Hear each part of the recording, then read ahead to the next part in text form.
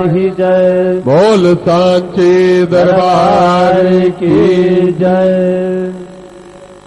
तो धर्म प्रेमी भक्तजनों, इस प्रकार माँ भगवती जगजननी वैष्णो देवी जी की अपार कृपा से आज हम सब ने बड़े ही भक्ति भाव से माँ भगवती के चरणों में बैठकर माँ भगवती की स्तुति की पाठ किया।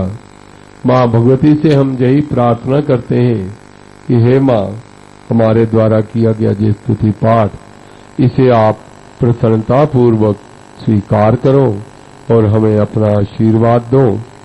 इस स्तुति पाठ में किसी भी प्रकार की कोई त्रुटि रह गई हो तो अज्ञानी बालक जानकर हमें क्षमा करो।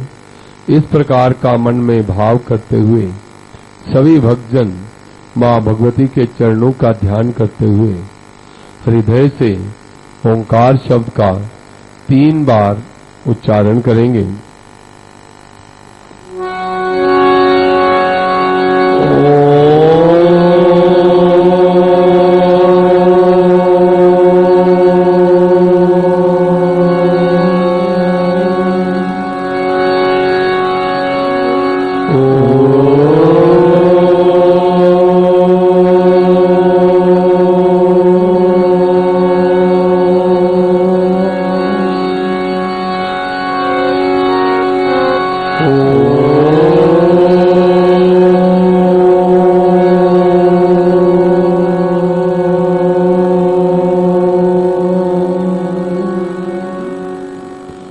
बोल सांचे दरबार की जय।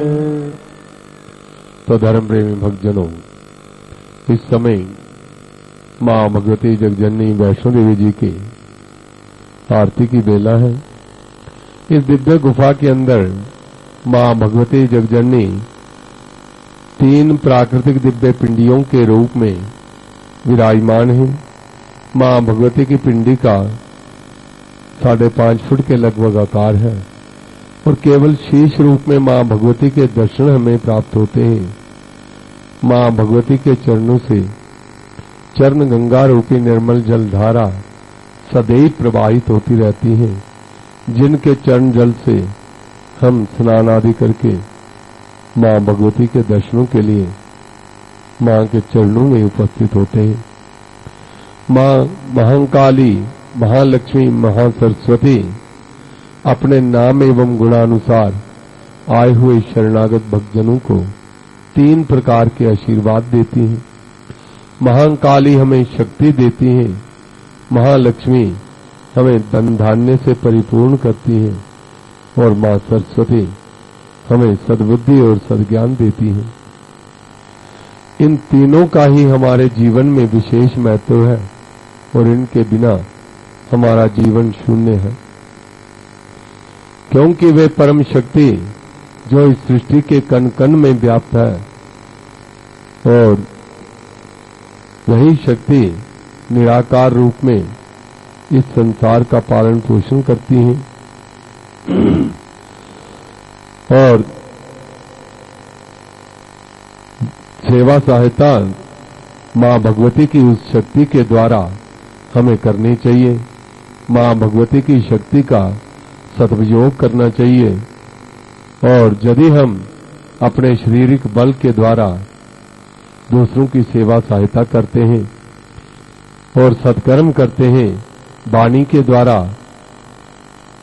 आदर सम्मान करते हैं, दूसरों के साथ अच्छा व्यवहार करते हैं, तो ऐसा करने से वे शक्ति हमारे ऊपर प्रसन्न होकर हमें आशीर्वाद देती है और महाशक्ति का जिसे आशीर्वाद प्राप्त हो जाए उसके शरीर में जितने भी रोग हैं वे सब दूर हो जाते हैं और मां भगवती उसका तथा उसके परिवार का सदैव कल्याण करती है।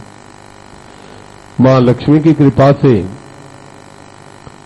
हमें धन ऐश्वर्य की प्राप्ति होती है और धन को महालक्ष्मी का प्रसाद भी कहा गया है और उस धन का कभी भी निरादर नहीं करना चाहिए। जो धन हमें प्राप्त होता है वह धन महालक्ष्मी का प्रसाद है और प्रसाद को प्रसाद के रूप में ही ग्रहण करना चाहिए और उसका सदुपयोग करना चाहिए। उस प्रसाद रूपी धन के द्वारा बुरे कर्म ना करें, बुरे कर्मों में धन को ना लगाएं और दूसरों के प्रति कभी भी मन में किसी भी प्रकार का द्वेष न रखें, मैल न रखें। और धन के द्वारा यदि हम दान पुण्य करते हैं, यज्ञ आदि करते हैं, तीर्थ यात्राओं में अपने धन को लगाते हैं, परिवार का पालन पोषण करते हैं, समाज के कल्याण के लिए धन के द्वारा कई प्रकार के हम कार्य कर सकते हैं, तो ऐसा करने पर वह धन हमारा सार्थक होता है और उस धन के द्वारा किया गया कर्म जो है वह सत्कर्म बनकर हमारे पुण्यों में वृद्धि करता है और उन पुण्यों के द्वारा ही हम इस संसार के भवसागर से पार हो सकते हैं। और मां लक्ष्मी की कृपा सदैव हमारे ऊपर बनी रहती है।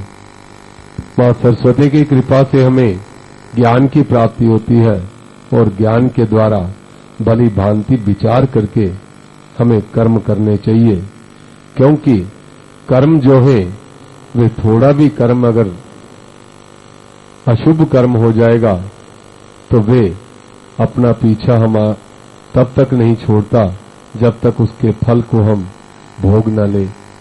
कहा है अवश्यमेव कृतम भोक्तव्यम कृतम कर्म शुभाशुभम न भुक्तम खीयते कर्म जन्म कोटि शतैरपि।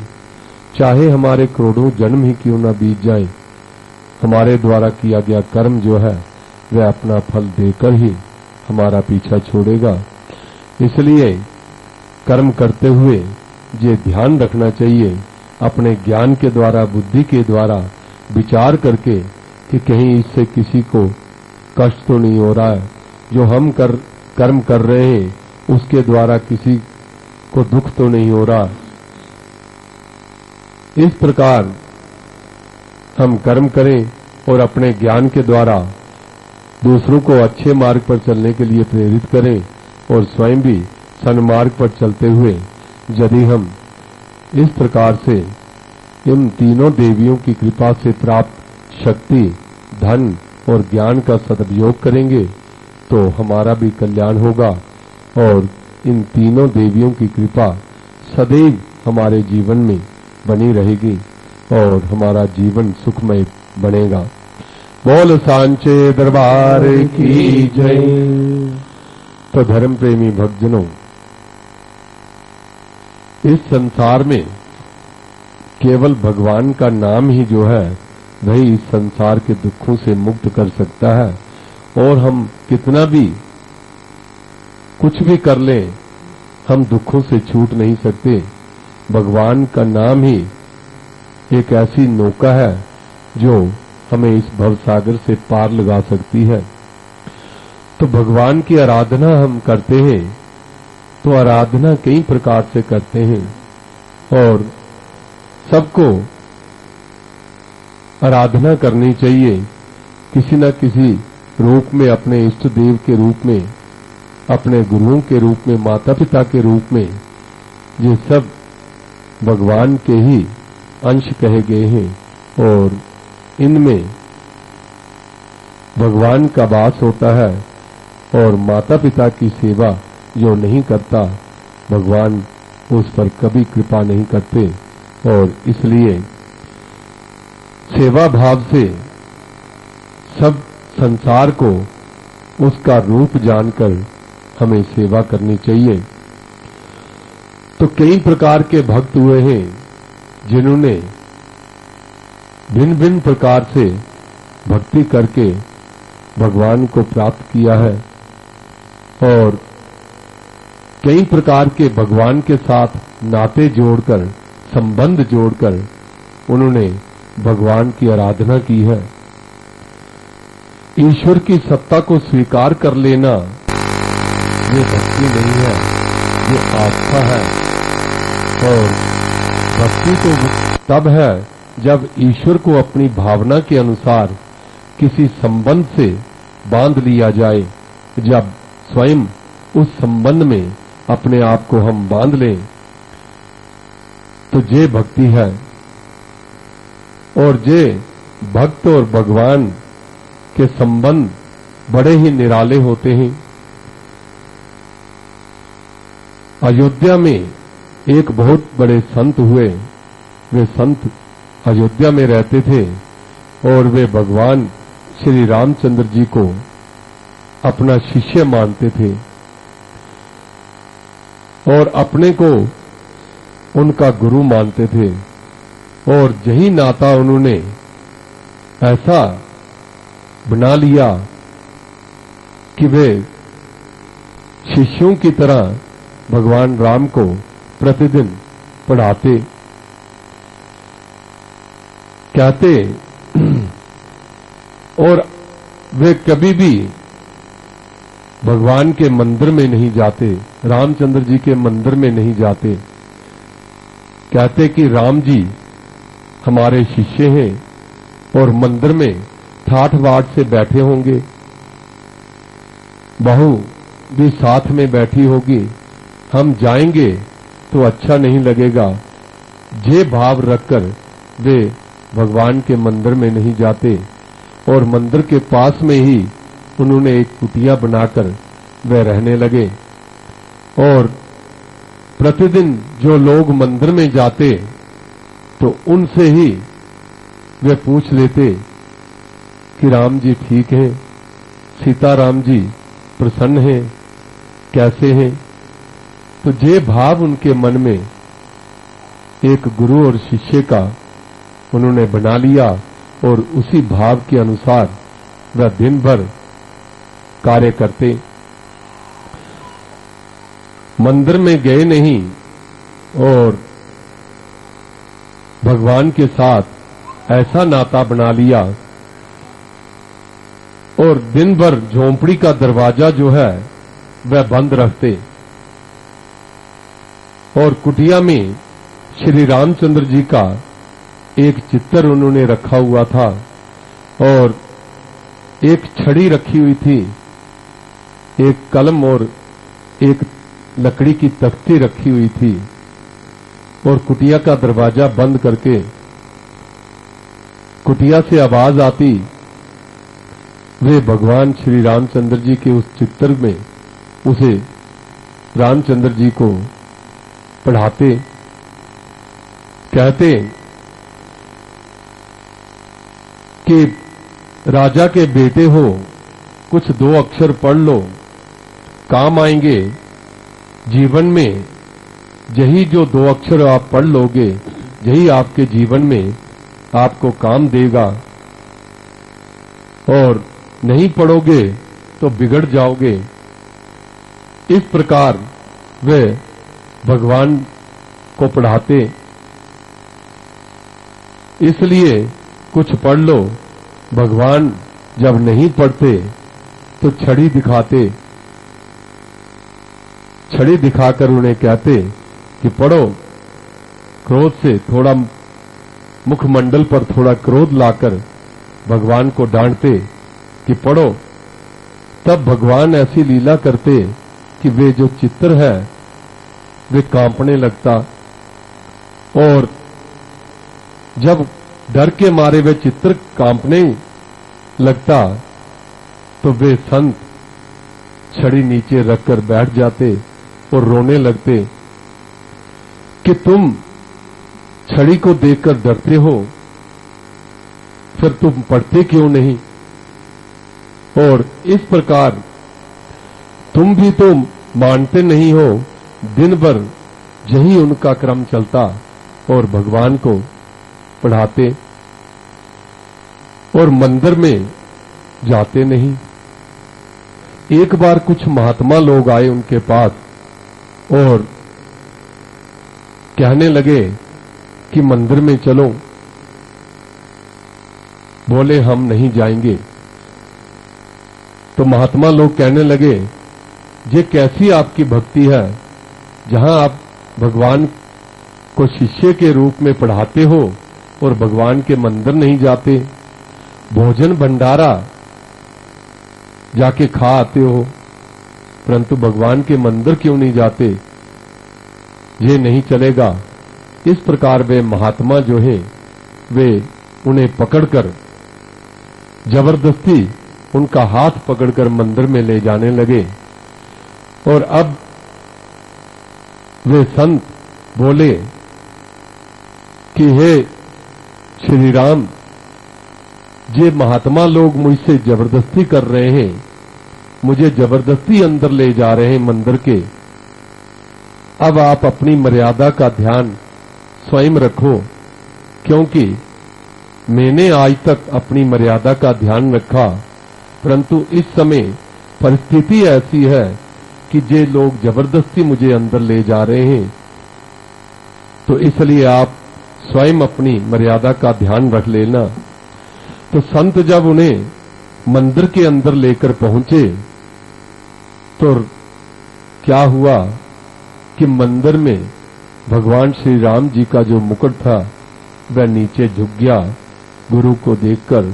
और उस समय सीता जी के मुख पर घूंघट आ गया, उनका पल्लू आ गया। तो जब ये देखा उन महात्माओं ने तो वे उस संत के पांव में पड़ गए कि संबंध बनाकर उसे निभाना भगवान को खूब आता है। अगर केवल संबंध बनाने की देर है, संबंध बनाकर मन में ऐसा भाव आ जाए और शुद्ध हृदय से भगवान के साथ जो चित्तर रखकर वार्तालाप करता है, भगवान उसका रिश्ता जो है वह स्वयं निभाते हैं और उस पर कभी भी किसी प्रकार का कोई संकट नहीं आने देते। इस प्रकार से भगवान कहते हैं गीता में कि जो भी मेरा भक्त इस प्रकार की भक्ति करता है उसके सारे सुख दुख मैं अपने ऊपर ले लेता हूं। अनन्यास चिंतयन्तो माम जे जरा परिउपास्ते तेषाम नित्याभियुक्तानाम योगक्षेम वहाम्यहम्। मुझे अनन्य भाव से जो मेरे भक्त मेरा चिंतन करते हैं, मुझे भजते हैं, मैं उनके सब प्रकार के दुख सुख जो हैं वे अपने ऊपर ले लेता हूं, उन्हें कभी भी कोई कष्ट नहीं होने देता। इस प्रकार का जब संबंध बन जाए तो भगवान में और भक्त में कोई अंतर नहीं रहता और भगवान ऐसे भक्तों के पीछे पीछे रहते हैं, सदैव उनके अंग संग रहकर उनकी रक्षा करते हैं। इस प्रकार भगवान जो है, भक्त जो है, वे इस प्रकार की लीला करते हैं और भगवान उनके बंधन में आ जाते हैं। बोल सांचे दरबार की जय। तो इस समय हम मां भगवती के चरणों में बैठे हैं और भजनों की बेला है। ऐसा उत्तम स्थान और समय जीवन में बहुत ही बड़े भाग्य से, बड़े पुण्य से प्राप्त होता है और मां भगवती की विशेष कृपा हम पर आज हुई है और भजनों की बेला है और भजनों के द्वारा हम मां भगवती की स्तुति करेंगे। तो मैं निवेदन कर